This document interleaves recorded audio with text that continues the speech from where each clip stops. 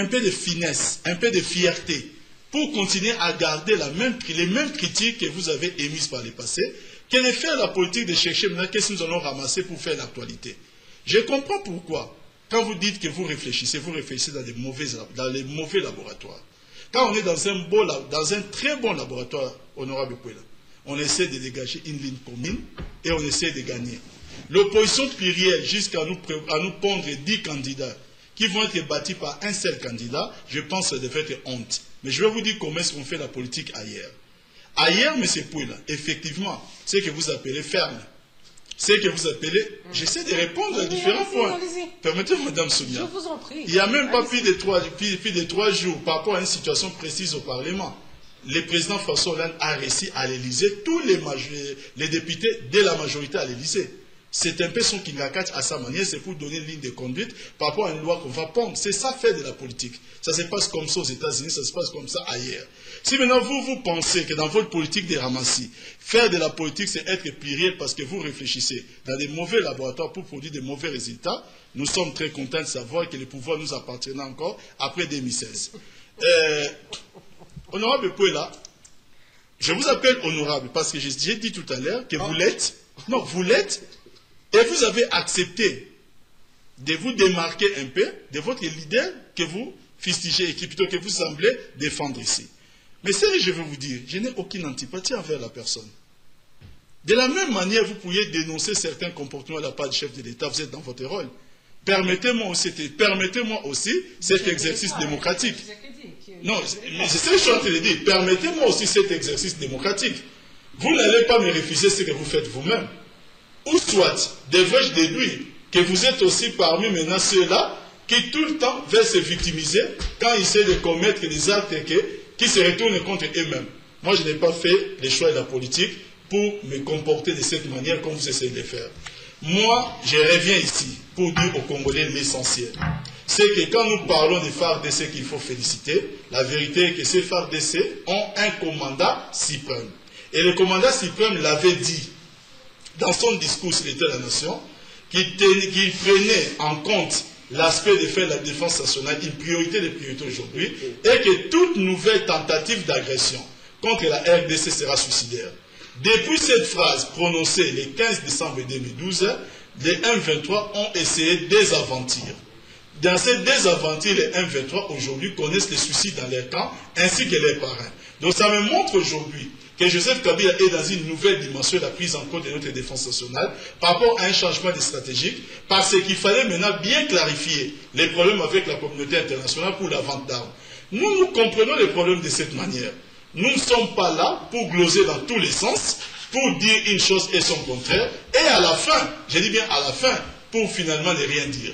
Voilà, M. Pouela, quand vous serez avec vos amis, dans votre opposition plurielle qui présente plusieurs candidats, et qui à la fin, nous allons assister à des guerres entre les différents candidats. Parce que vous nous avez habitués avec des spectacles. Vous voulez parler de plusieurs opinions. Parce qu'en ce moment-ci, en parlant de dialogue national, pour emprunter leur terme, non, mais il a évoqué, Madame Sonia, si vous permettez. Par rapport à ce dialogue ou par rapport à ces concertations nationales. Effectivement. Ils sont tous, M. Tamba, peut-être vous rappeler. Depuis le début, Madame Sonia, j'essaie d'être dans les débats. Mais quand l'honorable Pouela prend la parole, il m'amène dans tous les sens jusqu'à parler de ma page Facebook. Si vous aimez bien lire ma page Facebook, je ne savais même pas qu'on était amis sur Facebook. Je dirais tant mieux. Mais qu'est-ce que ma page Facebook vient faire ici dans ces débats? D'accord. Donc je suis obligé malheureusement par courtoisie de vous répondre. Sinon je sais que maintenant je deviens hors débat comme vous. Faudrait-il maintenant que j'ai... Monsieur Pouela, Monsieur Tamba, je rappelle, mesdames, messieurs, que nous recevons sur ce plateau dans version croisée l'honorable Fabrice Pouela. Il est élu de Matadi dans le Bas-Congo du Parti pour la Renaissance du Congo, le RECO. En face de lui ce soir, Monsieur Papi Tamba, il est lui membre du Parti du Peuple pour la Reconstruction et la Démocratie, le PPRD. Alors, nous allons encore une fois poursuivre avec notre débat. Le président Paul Kagame, aujourd'hui accusé, qui a teasé le feu à l'Est, de tirer les ficelles et même de former et d'armer les éléments du M23, nous l'avons lu dans la presse, réclame ses morts. En tout cas, c'est le titre que nous avons lu dans la presse. Réclame ses morts. Alors qu'il y a quelque temps seulement, M. Kagame en tout cas jusqu'à preuve du contraire, continue de nier qu'il appuie le M23. La population de Kigali réclame ses frères qui sont allés au front envoyés par Kagame. Honorable Pouela, votre commentaire à ce sujet?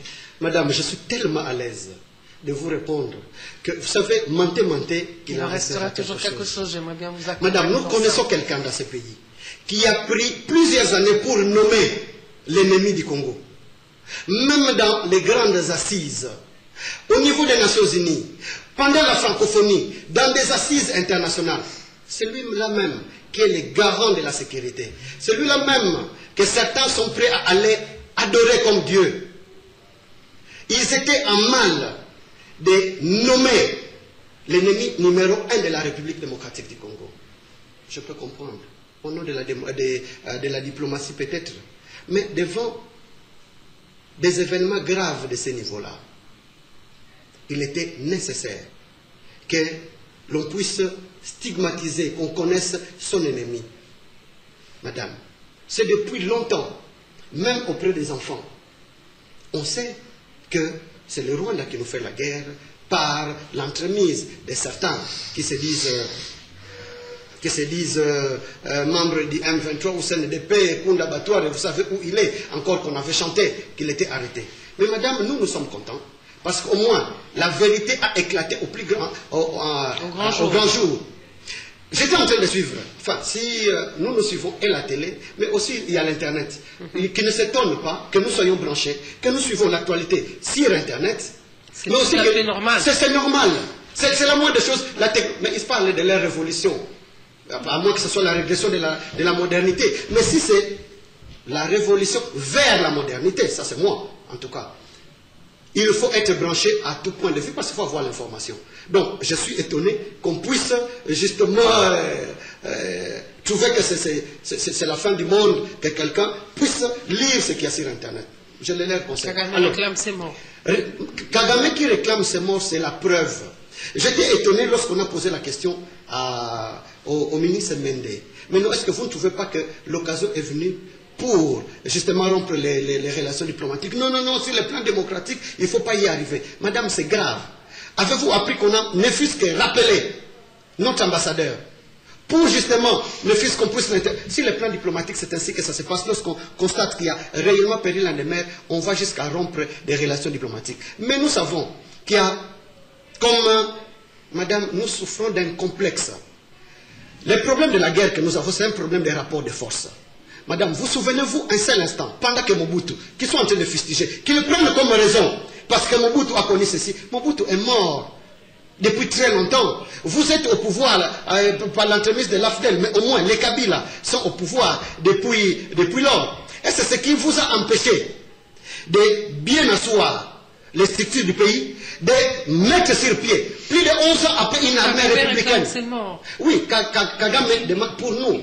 Kagame réclamant ses morts, c'est la preuve irréfutable devant le monde que le Rwanda est justement impliqué dans cette guerre, madame. Merci, et pour cela, il faut que la République démocratique du Congo en tire les conséquences. Mais de la même manière que nous avons le ministre de la Défense qui a dit qu'au Congo, il n'y a ni administration ni armée. C'était le silence radio. Mais il faut qu'on réagisse. Pas comme en attaquant des individus. Je voudrais quand même faire une petite mise au point. Nous sommes en train de réfléchir pour les besoins de l'opinion. Nous n'avons pas besoin de descendre dans des considérations personnelles. Et non, je dois vous apprendre. Dans le cas que nous avons actuellement, on ne peut pas s'empêcher de parler d'individus. Non, l'individu.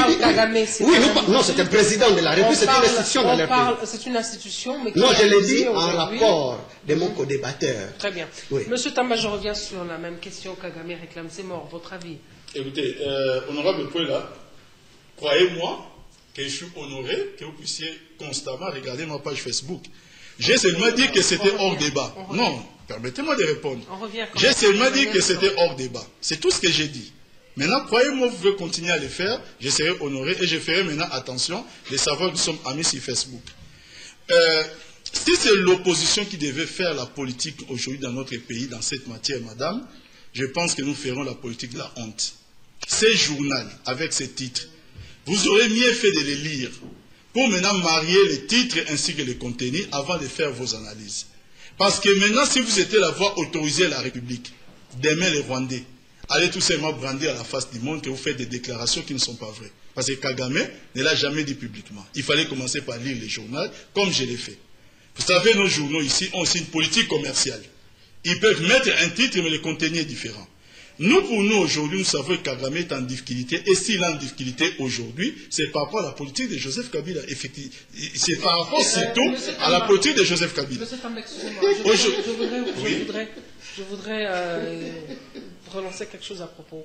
Kagame est en difficulté par rapport à la politique de Joseph Kabila. Oh mon Dieu, mon Selon M. Tamba, nous connaissons aussi l'intervention très récente du président Obama, qui a pratiquement appelé Kagame à rappeler ces éléments du territoire congolais. Nous connaissons la position du président tanzanien par rapport à Kagame. Il y a eu un grand même conflit entre les deux, l'échange pratiquement entre les deux qui n'était pas très gai.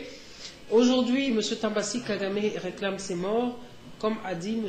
Puela, est-ce que c'est une façon explicite même aujourd'hui, je veux dire, ce n'est même plus implicite, de reconnaître son implication dans la guerre? Je suis en train de vous dire ceci, que vous faites référence à un journal. Maintenant, je sais de vous dire que j'ai lu les journaux, il n'y a pas de mariage entre le contenu et le contenant. Ma position vis-à-vis du Rwanda est connue.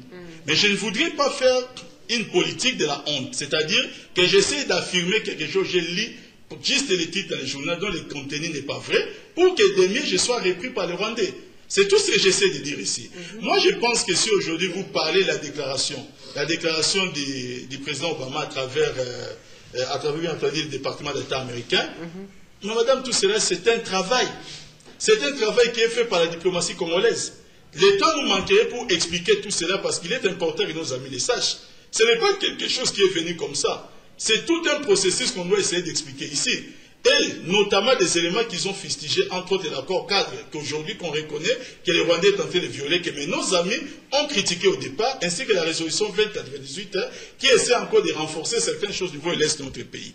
Donc aujourd'hui, je tiens encore à confirmer que la diplomatie congolaise, telle qu'initiée, telle que mise en place par Joseph Kabila, met le président Kagame aujourd'hui en difficulté. Et j'aimerais même peut-être revenir ici au cours d'une autre émission. Moi, cette fois, contrairement à l'honorable Puela, si vous nous invitez jeudi prochain, j'apporterai les éléments.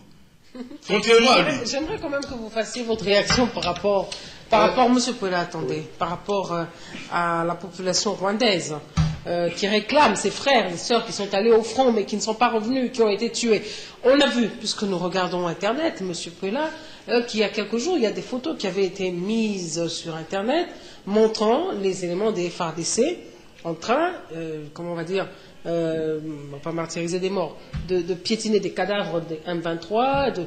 On a vu, c'est des photos qui ont été très choquantes et il y a eu même la réaction du ministre de la Communication, Lambert Mende, à propos. Est-ce que la revendication des populations rwandaises qui ont vu leurs frères partir et ne plus revenir ou revenir en tant que des cadavres n'est pas aujourd'hui cette épée, je ne veux pas dire épée de Damoclès, enfin, cette épée de Damoclès qui pèse sur la tête de Kagame? Merci beaucoup, madame. Je suis sidéré. Je pensais que tous nous étions Congolais et que nous avons la fierté d'appartenir au Congo. Si on demandait justement à quelqu'un que pour que ce pays soit sauvé, donnez votre sang, moi je donnerai le mien. Alors, madame, je suis sidéré d'apprendre ici qu'il y a un Congolais, fier de l'être, qui dit que non, je ne peux pas faire une déclaration pour que demain je sois repris par des Rwandais. Parce que nous avons ici, sur ce plateau, un co-débatteur qui dit que non, je ne peux pas dire